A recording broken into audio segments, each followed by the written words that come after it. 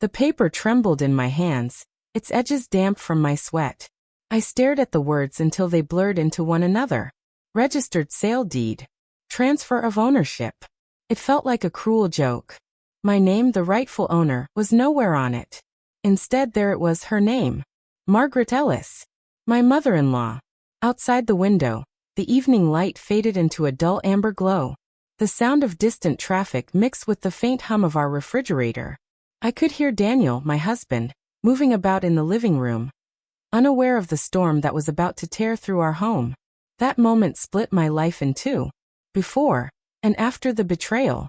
But to understand how we got there, I need to take you back. Back to the time when I still believed that family, no matter how complicated, was built on love and trust. Before all of this, my life was simple. I grew up in a quiet town called Meadowbrook, surrounded by fields that stretched as far as the eye could see. My parents weren't rich, but they had built something of their own. A small piece of land, some rental property, and a reputation for honesty that money could never buy. When I married Daniel, I thought I was stepping into another family just like mine. He was kind, dependable, and patient. His mother, Margaret, seemed gentle at first, soft-spoken, always neatly dressed, always ready with advice I didn't ask for. She would hold my hands and call me sweet girl. I didn't see the small flashes then. The way her eyes lingered when I mentioned my inheritance, or how she'd tighten her jaw whenever my mother's name came up. I thought it was just personality differences. She was old-fashioned, protective, maybe even lonely after her husband passed. After my parents died in a car accident, their property, 5 acres of farmland and a small house, became mine. It wasn't just land. It was legacy. My father's sweat was in that soil. My mother's laughter was in those walls. Every time I walked through that gate, I felt them close to me. But Margaret didn't see it that way. To her, it was an asset. Something to manage properly. "You're young, dear," she told me one evening as she poured tea into fine china cups. "You don't understand how complicated property can be. Taxes, upkeep, neighbors, you should let someone experienced handle it. Maybe I could help manage it until you're more settled." I hesitated. Daniel was sitting beside me, flipping through his phone, barely listening. "Mom just wants to help," he said with a distracted smile. So I agreed. We filed some papers together. She said it was just a power of attorney, temporary, until I decided what to do with the land. I didn't question her. After all, she was family. For a while, everything seemed fine. Daniel and I moved into a small 2-bedroom house near the city. I started teaching at a local elementary school. He worked long hours as a mechanic. We were happy, or at least, I thought we were. Margaret would visit often, sometimes unannounced, bringing casseroles and unsolicited opinions. "You should save more," she'd say, "or you're not thinking about children yet?" I smiled, bit my tongue, and tried to see the good in her. That's the thing about betrayal. It doesn't start with fire. It starts with warmth. And trust. The first crack in that trust came during a family dinner. Margaret mentioned, casually, that she had been talking to a real estate agent. I froze. A real estate agent? For what? "Oh, nothing serious," she said, slicing her roast chicken with a satisfied hum. "Just wanted to get an idea of property values these days. You never know what opportunities might come along." I laughed it off, but something in her tone unsettled me. After dinner, I asked Daniel about it. "She's just curious," he said. "You know how she is. Always planning for something." He kissed my forehead and went back to watching TV. I tried to push it out of my mind. But that night, I couldn't sleep. The thought of her talking about my parents' land, my land, as if it were a business opportunity, made my chest tighten. Still, I reminded myself, she's family. She wouldn't cross that line. Months passed. Life moved on in its quiet rhythm.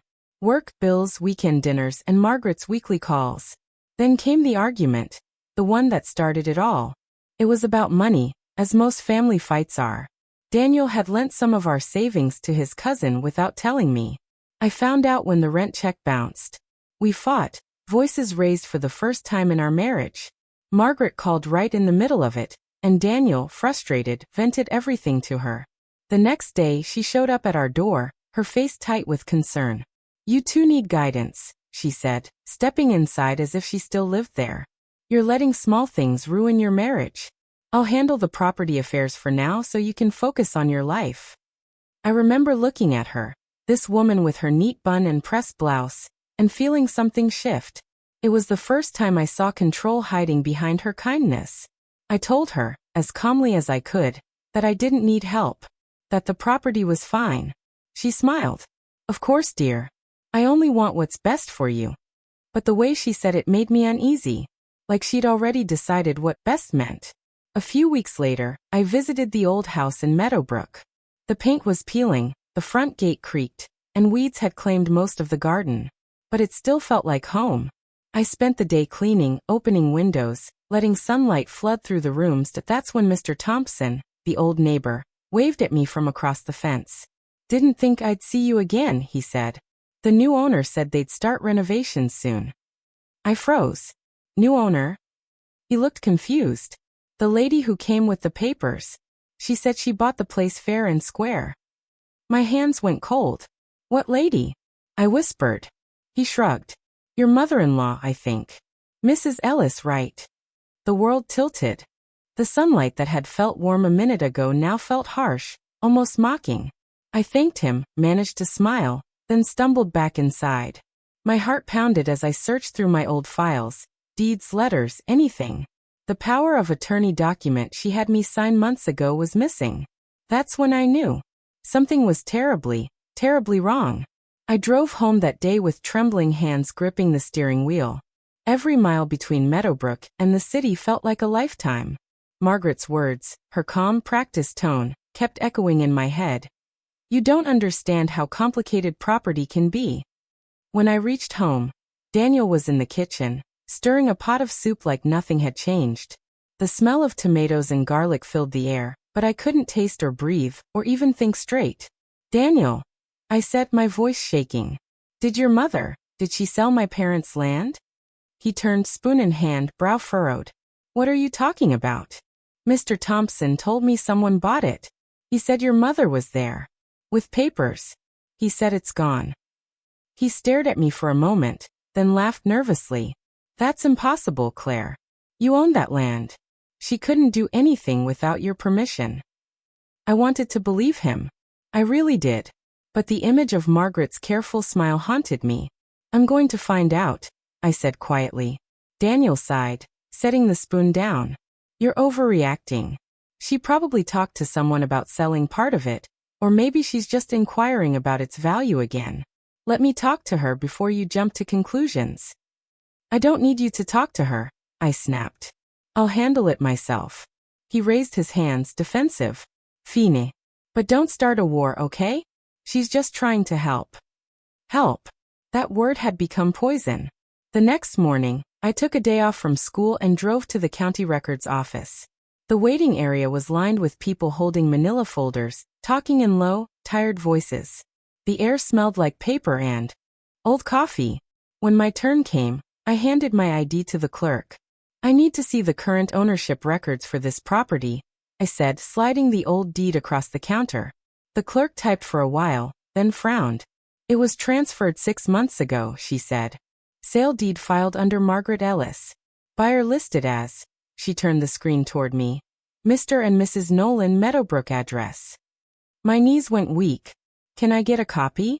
She printed it, stamped it, and handed it over. I stared at the paper, every word confirming what my heart already knew. Margaret had sold my inheritance. Behind my back. The signature at the bottom, mine, looked eerily familiar. Except it wasn't mine. I left the office clutching that paper like it was evidence from a crime scene. My stomach churned. I drove to a nearby park and sat in the car for nearly an hour, just staring. How could she do this? How could Daniel's mother, a woman who called me her daughter, take what my parents left me and sell it like it was hers? When I finally walked into her house that evening, she was sitting in her favorite armchair, knitting a scarf. A crime show played softly on the television. Claire, she said, smiling warmly. You look pale. Everything all right? I stood there in the doorway, the papers clutched in my hand. When were you planning to tell me? Her smile didn't falter. Tell you what, dear? That you sold my land. She set the knitting needles down gently, like she was handling something fragile. Oh, that, she said with a sigh. I was going to explain everything, but you've been so emotional lately. I didn't want to upset you. Upset me. My voice cracked. You forged my signature, Margaret. You stole from me. Now that's a terrible thing to accuse me of, she said coolly. You gave me permission to manage it. I told you from the beginning it wasn't safe to keep it under your name. There were taxes, debts, things you don't understand. There were no debts. I shouted. Uel. Leet. Her expression hardened. The mask finally slipped. You think I did this for myself, she said. That land was sitting there, wasting away. Daniel and I could use that money to build something better for your future. You're both struggling, and I did what I had to do. No. Iwisparat. You did what you wanted. She stood up, her voice rising for the first time. Watch your tone, young lady. You're talking to family. I stepped back, tears burning in my eyes. Family doesn't betray family. She looked at me calm, almost pitying, and said, one day you'll thank me. Then she picked up her knitting again. When I got home, Daniel was waiting. He looked worried. Mom called, he said immediately. What happened? I dropped the papers on the table. What happened is she sold my inheritance. And you defended her. He picked up the papers, scanning them quickly. His face went pale. She said you signed these. I didn't. That's not my signature. He ran a hand through his hair, pacing. Oh God. Claire, this can't be right. She wouldn't. She would. She did. He looked at me, guilt in his eyes. I should have paid attention. I told her to handle it because I thought it would help us. My voice trembled. Help us? She sold my parents' legacy, Daniel. The only thing I had left of them. He sat down, his hands covering his face. I'll talk to her. I'll make her fix it. You can't fix this, I said softly. It's gone. We sat in silence for a long time. The house felt unbearably quiet. The clock ticked on the wall, each second cutting deeper. That night, I lay awake staring at the ceiling, listening to the rain tapping against the window. My mind kept replaying the moment Margaret said, one day, you'll thank me. There was no remorse in her voice, only control. She didn't think she had done anything wrong, but I wasn't going to let her win. The next morning, I started making calls, to lawyers, to the buyers, to anyone who could help me prove what she'd done. It was about justice, about standing up for my parents, for myself, for the person I had let everyone walk over for too long. I found a week later it wasn't about the money anymore. Something else. While searching through old drawers, I discovered a copy of the power of attorney document Margaret had me sign months ago. Only this time, there was a second page, one she never showed me. It granted her full rights to sell, transfer, or mortgage the property in my name. She had tricked me into signing away everything. I sat there on the floor, holding that paper, feeling the weight of every choice I'd made. My kindness, my trust, my silence. They had all become weapons in her hands. But this time, I wouldn't stay silent. I didn't cry that night. I thought I would, after realizing how deeply she'd deceived me, but instead, I felt something colder than grief. A stillness. A kind of clarity that comes only when the world stops pretending to be kind. Margaret had taken everything I trusted in and twisted it. But she had underestimated one thing. I was my father's daughter, and my father never walked away from a fight for what was right. The next morning, I made an appointment with a lawyer, a man named Richard Lawson. His office was small, tucked behind a florist shop downtown. He was in his 50s, with kind eyes and a calm, steady voice. He listened quietly as I told him everything. How my parents left me the land, how Margaret had insisted on managing it, and how I'd later discovered the sale. When I finished, he leaned back in his chair and sighed. I've seen this before, he said.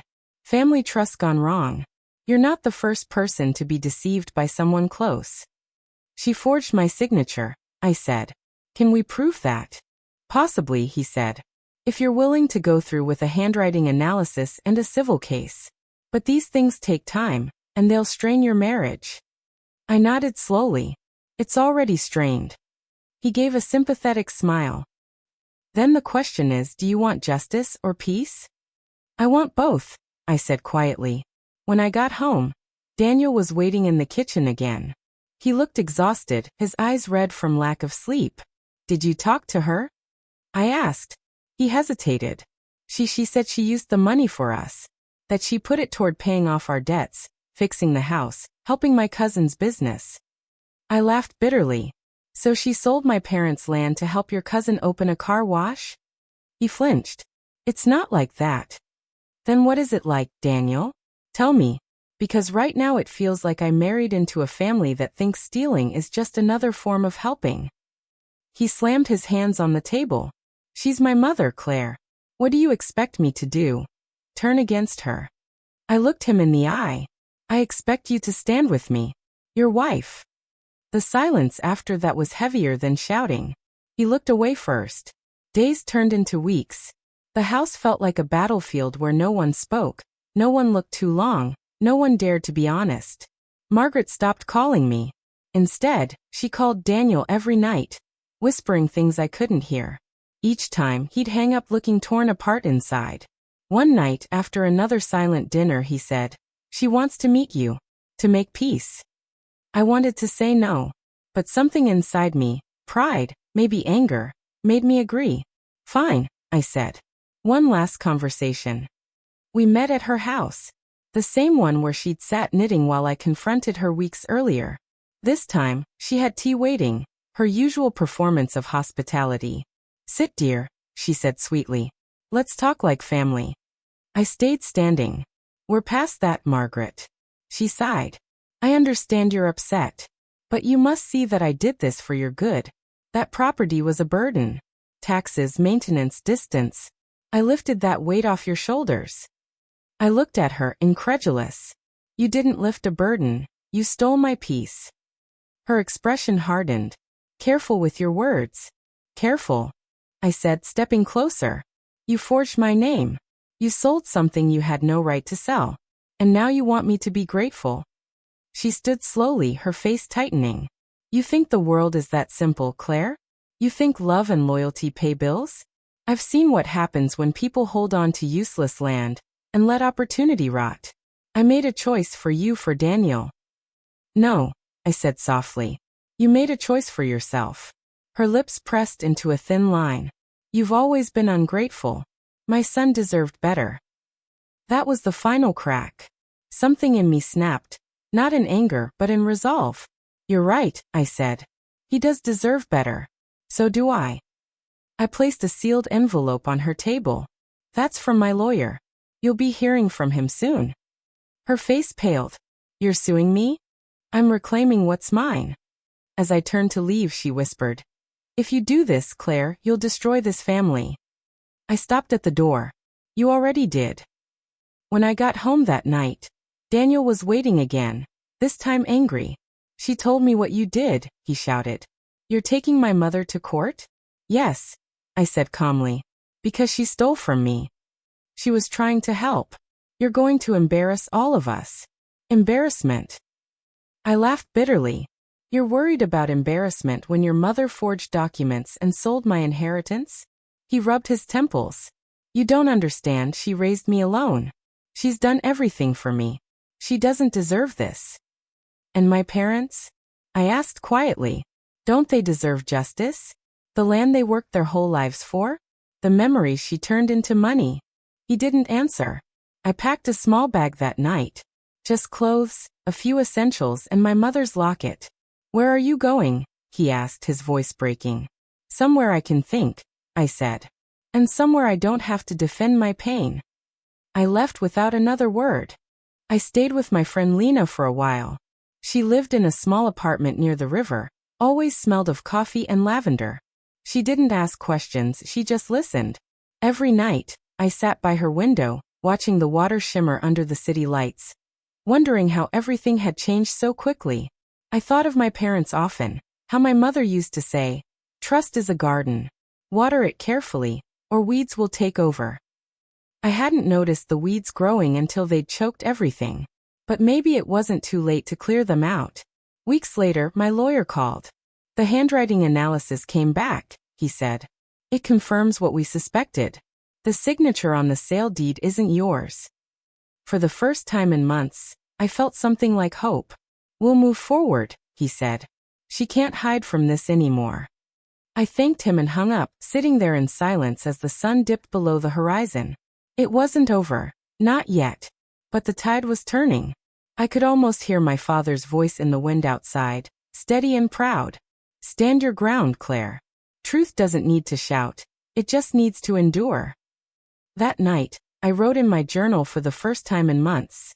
They took what was mine, but they can't take who I am. My parents' legacy lives in me, not in soil or deeds. But still, I will make it right. The day the legal notice was served to Margaret, I was sitting at my desk in the school library. It was a quiet afternoon. The only sounds were the hum of the ceiling fan and the rustle of pages turned by a few students reading in the corner. My phone buzzed twice, then once more. 3 messages from Daniel. Mom got your lawyer's letter. She's devastated. Please don't do this, Claire. I stared at the screen for a long time. My fingers hovered above the keyboard, wanting to respond, but every reply that came to mind felt like a lie. Please don't do this, he wrote, as if I had a choice. As if Margaret hadn't already done this to me. So I didn't reply. Instead, I closed my eyes and breathed deeply, feeling the weight of both loss and resolve pressing against my ribs. Justice has a sound. It's not loud, but it hums inside you when you know you're finally standing up for yourself. A week later, the first hearing date was set.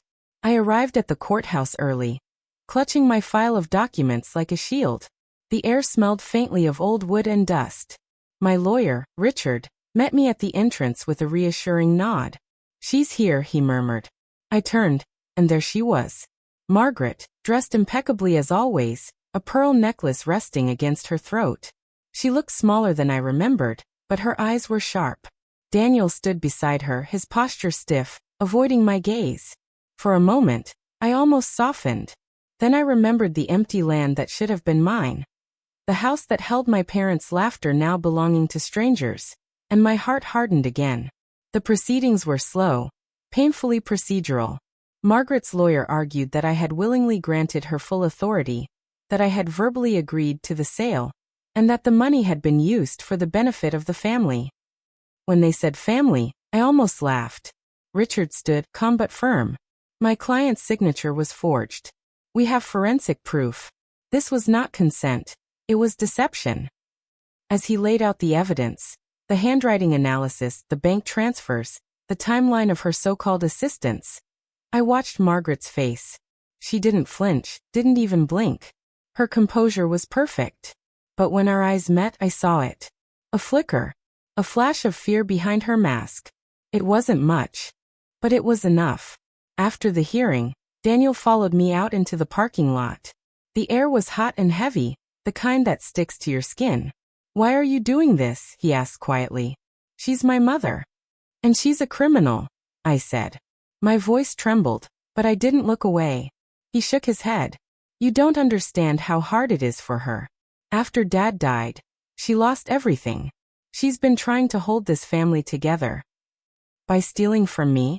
He looked at the ground. She thought she was helping. She thought she could control us, I said. And she succeeded, because you let her. He winced. Don't make me choose between you and her. You already did, I whispered. Then I turned and walked away. In the weeks that followed, things got harder before they got better. Margaret's side tried everything. Accusations, emotional manipulation, even a smear attempt. She called relatives, painting me as the ungrateful daughter-in-law. The woman who was tearing the family apart. People stopped calling. Old friends from Daniel's side stopped inviting me to gatherings.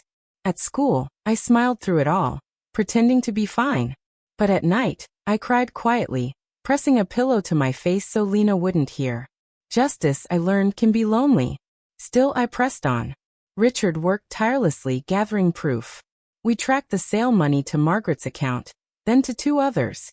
One belonging to Daniel's cousin, another to an investment firm in her name. It was meticulous work, but slowly, piece by piece, the truth built itself like a wall around her lies. The day before the final hearing, Daniel came to see me. I was in the school garden, pruning the roses my students had planted. He looked tired, his face lined with worry. "Claire," he said softly, "I miss you." I didn't answer right away. The afternoon sun cast long shadows across the grass. "I never wanted this," I said finally. "Any of it." "I know." He sighed. "Mom's not doing well. The stress, the shame, it's breaking her. Maybe she should have thought of that before forging my name." He winced. "You're not the only one hurting." "No," I said, standing up. "But I'm the only one who lost everything." He was quiet for a long time, then said, "If you win tomorrow, promise me you won't try to destroy her completely." I looked at him. This man I once thought was my partner, my safe place. "I don't want to destroy her," I said softly. "I just want her to stop destroying me." The next morning, the courtroom was packed. Margaret sat with her lawyer, her face pale but defiant. I could see Daniel sitting a few rows back, his hands clasped tightly in his lap. The judge reviewed the evidence quietly, his glasses sliding down his nose. Then he looked up. "It is evident," he said, "that the signature on the deed is not that of the plaintiff, and that the sale of the property was carried out under fraudulent representation.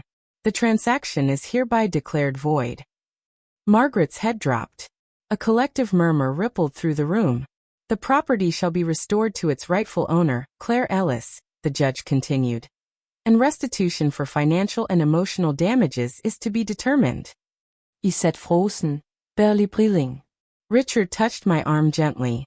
"You did it," he whispered. But all I could do was stare at Margaret. She looked small. Smaller than I'd ever seen her. Her hands trembled as she reached for her purse. Daniel moved to comfort her, but she pushed him away. For the first time, I felt something I hadn't expected. Not triumph. Not even relief. Just sorrow. Because the woman who'd once called me sweet girl had destroyed herself too. Outside, the sunlight felt strange. Too bright, almost unreal. Reporters from the local paper snapped pictures as we walked out. I ignored them. Daniel caught up to me in the parking lot. "It's over," he said quietly. I nodded. "For you, maybe." "What about us?" I hesitated. "I don't know." He reached for my hand, but I stepped back. "I need time, Daniel.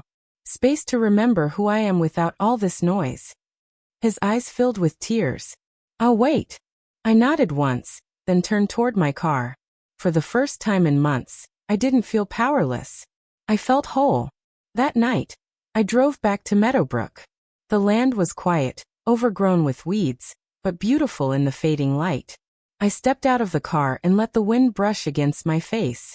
I closed my eyes and whispered, "I did it, Mom. I brought it home." The air was still for a moment, and then as if in answer, a soft breeze swept across the field, rustling the tall grass. It felt like forgiveness. 2 days after the verdict, the story broke in the local paper. They used my photo, one I'd forgotten existed, taken years ago at a charity event. I looked serene, composed, a woman of quiet dignity. But the comments online told another story. Another greedy daughter-in-law. Poor old lady probably just made a mistake. Family should stay out of court. I didn't reply. I didn't need to. Because for once, the truth wasn't just in my heart, it was on record. Legal. Real. Still, I couldn't deny the ache. Justice doesn't heal everything. It just stops the bleeding. Margaret retreated from public life almost immediately. No church gatherings, no book club, no charity luncheons. Her house went dark, curtains drawn. Daniel told me she wasn't taking visitors, not even him some days. "She blames herself one moment," he said over the phone, "and me the next. Says I betrayed her by not fighting harder." "And what do you think?" I asked. There was silence on the other end. Then, "I think she's right about one thing. I didn't fight. Not for you. Not for her." I just froze. His voice cracked, and for the first time, I heard real remorse. Not defensiveness, not denial. Just sorrow. "Daniel," I said softly, "we can't undo what's been done. But we can choose. What kind of people we'll be from here." He exhaled shakily. "Do you think we'll ever be us again?" I didn't answer. Because even though part of me still loved him, another part, the part that had learned how to stand on her own, knew that us might have ended the day he chose silence over truth. A few weeks later, I went back to the old property again. This time I didn't go alone. Lena came with me, holding a bunch of wildflowers she'd picked from the roadside. "Is this where you grew up, Mom?" she asked, eyes wide with wonder. "Yes," I said, smiling softly. "And now it's ours again." She placed the flowers on the porch steps, a small, beautiful offering. It wasn't about revenge anymore. It was about reclaiming something sacred, roots, memory, belonging. Then one evening, I received an unexpected letter. The envelope was cream-colored, sealed with wax. My name, Claire, written in Margaret's elegant handwriting. My hands trembled as I opened it. "Claire, I have spent weeks thinking about what to say to you. Every sentence feels inadequate. Every apology feels too small. I told myself I did what I did for Daniel, to protect what was left of our family after my husband died. But that's not true. I did it because I was afraid. Afraid of losing control. Afraid of being forgotten. Afraid of the world moving on without me. I saw your independence as a threat when it should have been an inspiration. I stole something sacred from you. Not just the land, but your trust. I cannot undo that. But I am ready to face what comes next. The lawyer tells me I may face charges for forgery. So be it. I will not run this time. I hope, in time, you find peace. You deserve it. Margaret." I sat there for a long time, the letter trembling in my hands. For months, I'd dreamed of her admitting the truth. But when it finally came, I didn't feel victory. I felt release. The kind that makes you cry quietly, not from sadness, but from the exhaustion of carrying too much for too long. That night, I called Daniel. He didn't speak at first, just listened as I read the letter aloud. When I finished, there was silence. Then he whispered, "She sent one to me too." We both sat there, connected by quiet understanding. "She's not the monster I made her out to be," I said finally. "And I'm not the hero I thought I was," he replied. We laughed softly, tears in our voices. Maybe forgiveness wasn't a destination. Maybe it was something you rebuilt, one raw truth at a time. A few months later, Margaret appeared in court one last time. She pleaded guilty. No teatrix, no excuses. The judge granted a suspended sentence due to her age and health, but her reputation, the thing she'd prized most, was gone. Afterward, she requested to see me privately. I hesitated, then agreed. When I entered the small waiting room, she was sitting by the window, sunlight catching the silver in her hair. She looked frail, but her eyes were clear. "Claire," she said quietly, "you look strong." I had to be. She nodded. "I know. I wanted to say thank you." "For what?" I asked, bewildered. "For not letting me get away with it." Her lips trembled.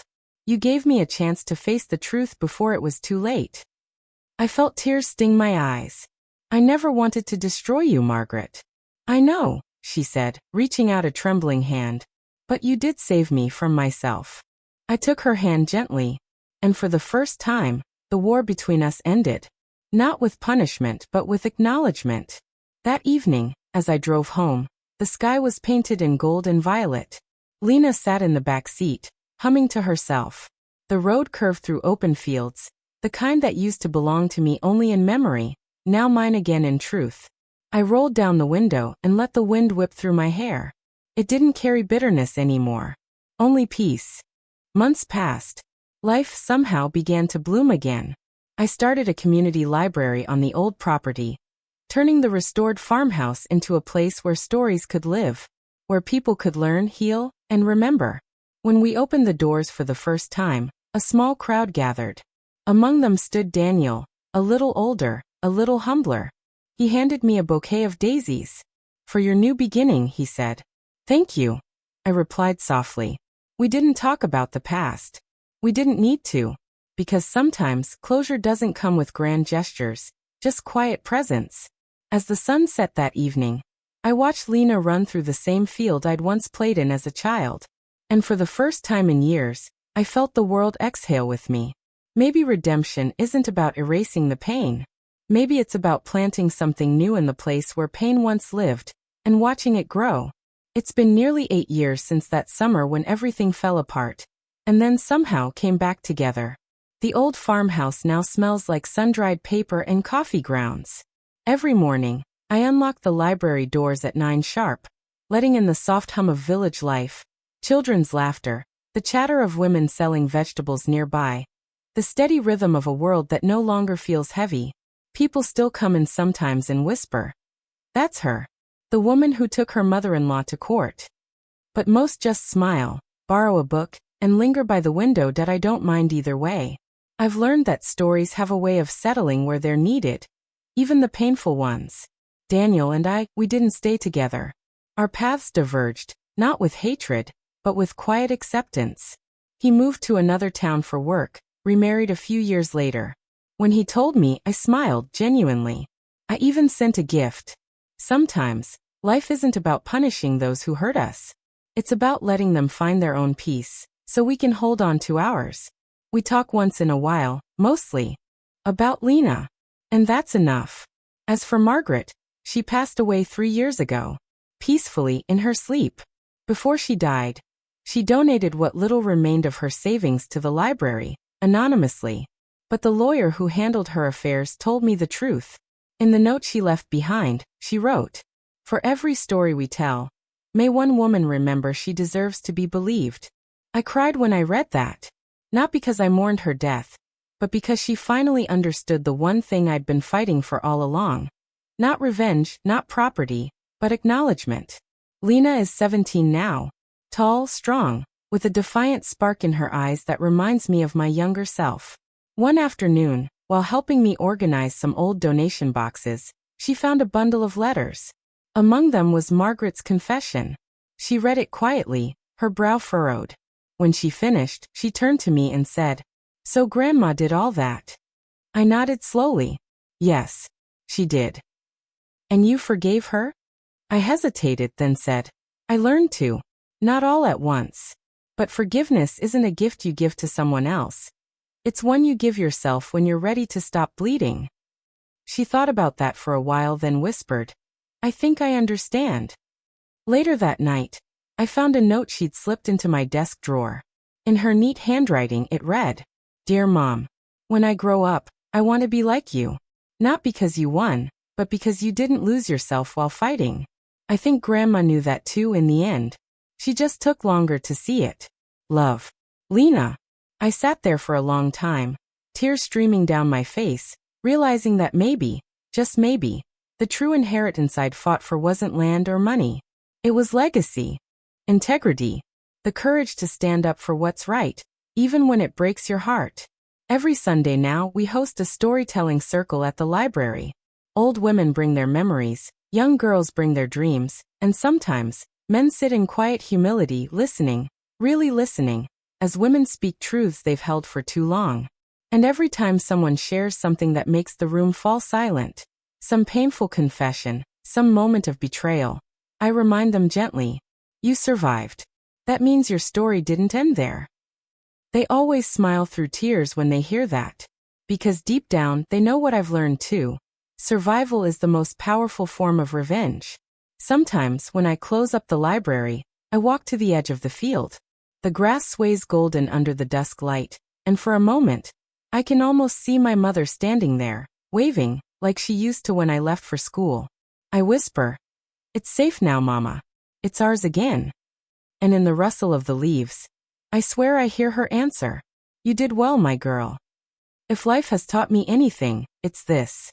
Justice doesn't always come when you want it to. But when it does, when you fight with truth instead of hatred, with dignity instead of vengeance, it arrives not as thunder, but as quiet rain that finally softens the hard ground. And on that ground, something new can grow. Something better.